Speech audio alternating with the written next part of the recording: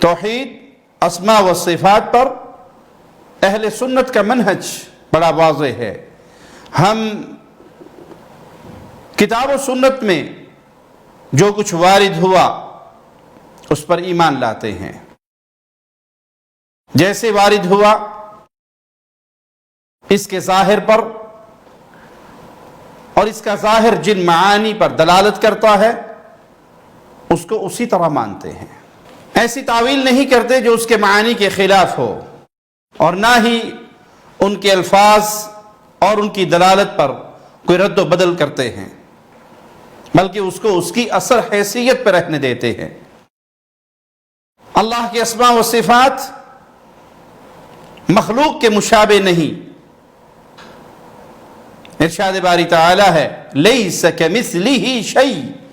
وہو السمیع البصیر،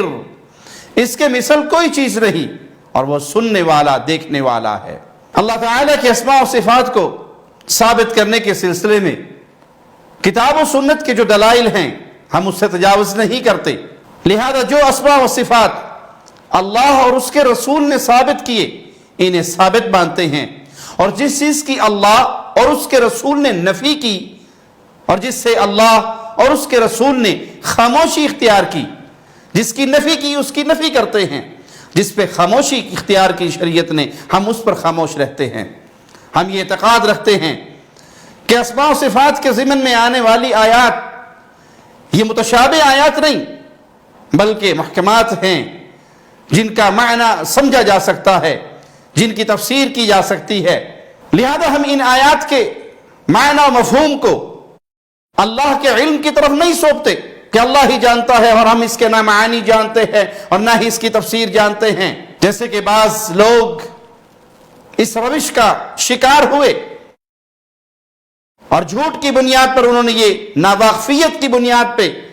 اس بات کو بیان کیا، بلکہ ہم ان آیات کے معانی کو جانتے ہیں اور اس کی تفسیر اہل علم نے بیان کی اس تفسیر کو مانتے ہیں۔ صفات کی کیفیت کے اس علم کو اللہ کے حوالے کرتے ہیں اور اس سلسلے میں بحث نہیں کرتے، کوریدتے نہیں ہیں۔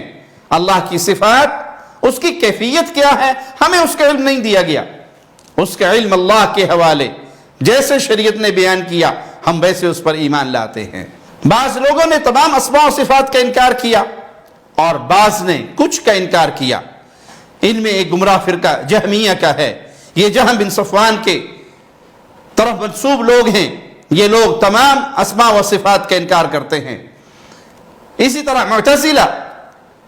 یہ لوگ واصل بن عطا کے پیروکار ہیں جو امام حسن بصری کی مجلس سے الگ ہو گیا تھا۔ یہ لوگ اللہ تعالیٰ کے صرف اسماء کو ثابت کرتے ہیں، لیکن وہ بھی اس طرح کہ یہ اسماء محض الفاظ ہیں، ان کا کوئی معنی مفہوم نہیں، اور تمام صفات الہی کا انکار کرتے ہیں۔ اسی طرح اشاعرہ، ماتریدیہ اور ان کے پیچھے چلنے والے یہ لوگ تمام اسماء اور بعض صفات کو ثابت مانتے ہیں اور بعض صفات کا انکار کرتے ہیں۔ یہ جس شبہ کا شکار ہوئے اور اس کی بنیاد پر اپنے مذہب کی بنیاد رکھی، وہ ان کا یہ باطل گمان کہ اللہ تعالیٰ کو اس کی مخلوق سے تشبیہ دینے سے بچانا ہے، اس لیے کہ مخلوق بھی ان ناموں میں سے بعض نام مخلوق کی طرف بھی موسوم کیے جاتے ہیں اور بعض صفات وہی مخلوق کی طرف بھی اس کی نسبت کی جاتی ہے۔ لہذا یہ سمجھتے ہیں کہ اسم و صفت اور ان دونوں کے معنی میں خالق و مخلوق کے اشتراک سے ان دونوں کی حقیقت میں بھی اشتراک لازم آتا ہے، اور اس سے ان کی نظر میں مخلوق کو خالق کے مشابہ قرار دینا لازم آتا ہے۔ اس لیے وہ دو چیزوں میں سے ایک کو اختیار کرتے ہیں، یا تو اسماء و صفات کو اس کے نصوص کو ظاہری معنی سے تعویل کرتے ہیں، جیسے وجہ چہرے کی تعویل ذات سے کرتے ہیں، ید ہاتھ کی تعویل نعمت سے کرتے ہیں، یا پھر ان نصوص کے معنی مفہوم کو اللہ کے حوالے کر دیتے ہیں، اللہ کے سپرد کرتے ہیں اور کہتے ہیں اللہ تعالیٰ اس سے اپنے معنی مراد کو زیادہ جانتا ہے۔ ساتھ ہی وہ یہ بھی اعتقاد رکھتے ہیں کہ یہ اسماء صفات اپنے ظاہری معنی میں نہیں، سب سے پہلے جس کے متعلق اسماء و صفات کے انکار کا پتہ چلتا ہے وہ بعض عرب کے مشرکین جن کے بارے میں اللہ مالک فرماتا ہے كَذَلِكَ أَرْسَلْنَاكَ فِي أُمَّةٍ قَدْ خَلَتْ مِنْ قَبْلِهَا لِتَتْلُوَ عَلَيْهِمُ الَّذِي أَوْحَيْنَا إِلَيْكَ وَهُمْ يَكْفُرُونَ بِالرَّحْمَنِ۔ اسی طرح ہم نے آپ کو اس امت میں بھیجا جس سے پہلے بہت سی امتیں گزر چکی، تاکہ ہماری طرف سے جو وحی آپ پر اتری اس کو پڑھ کر سنائیے۔ یہ اللہ رحمان کے انکار کرنے والے ہیں، یہ اللہ رحمان کے منکر ہیں۔ اس آیت کا سبب نزول وہ یہ ہے کہ جب قریش نے رسول اللہ صلی اللہ علیہ وسلم کو رحمان کا ذکر کرتے ہوئے سنا تو انہوں نے اس کا انکار کیا۔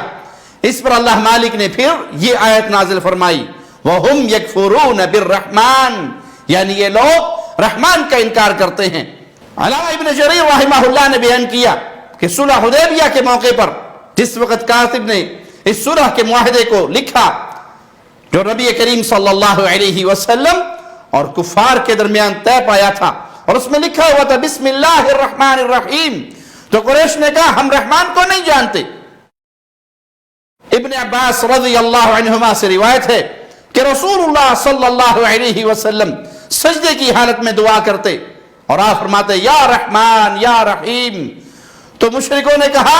اس کا گمان یہ ہے کہ وہ ایک معبود کو پکارتا ہے، حالانکہ یہ تو دو معبود کو پکار رہا ہے، رحمان اور رحیم، یہ تو دو معبود ہو گئے۔ تو پھر مالک نے یہ آیت نازل فرمائی قُلِ ادْعُوا اللَّهَ أَوِ ادْعُوا الرَّحْمَانَ، اے نبی صلی اللہ علیہ وسلم ان کو کہہ دیجئے تم اللہ کو پکارو یا رحمان کو پکارو، اَيَّمَّا تَدْعُوا، تم کسی بھی نام سے پکارو، رحمان کہہ کر پکارو یا اللہ کہہ کر پکارو، فَلَهُ الْأَسْمَاءُ الْحُسْنَى، تو اس کے تمام اچھے اچھے نام ہیں، اللہ بھی اسی کا نام ہے، رحمان بھی اسی کا نام ہے، رحمان کہو یا اللہ کہو وہ ذات ایک ہی ہے، دو الہ نہیں ہے، وہ الہ برحق، وہ الہ واحد ہے۔ مالک کا فرمان سنیے وَإِذَا قِيلَ لَهُمُ اسْجُدُوا لِلرَّحْمَانِ، جب ان سے کہا جاتا ہے سجدہ کرو رحمان کو، رحمان کے لیے سجدہ کرو، قَالُوا وَمَا الرَّحْمَانِ، تو یہ جواب میں کہتے ہیں کہ رحمان کیا ہے، یعنی وہ اللہ کے اس مبارک نام کا، پیارے نام کا انکار کرتے۔ تو یہ لوگ مشرکین مکہ کے نقش قدم پر چل رہے، لہذا یہ مشرکین جہمیہ، معتزلہ، اشاعرہ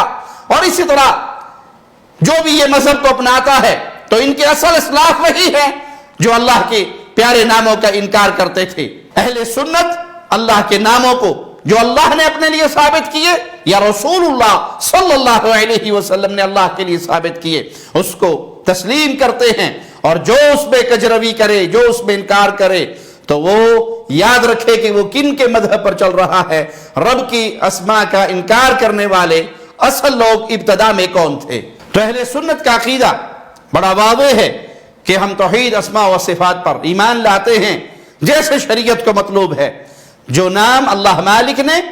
ثابت کی اپنی ذات کے لیے یا رسول اللہ صلی اللہ علیہ وسلم نے اللہ کے لیے ثابت کیے، ہم ان پر ایمان لاتے ہیں اور مشرکین کے راستے کو نہیں اپناتے۔ اقول قولی ھذا واستغفر اللہ لی ولکم ولسائر المسلمین۔ ہر لمحہ قرآن اور سنت کا ترجمان، فضیلت الشیخ توصیف الرحمان۔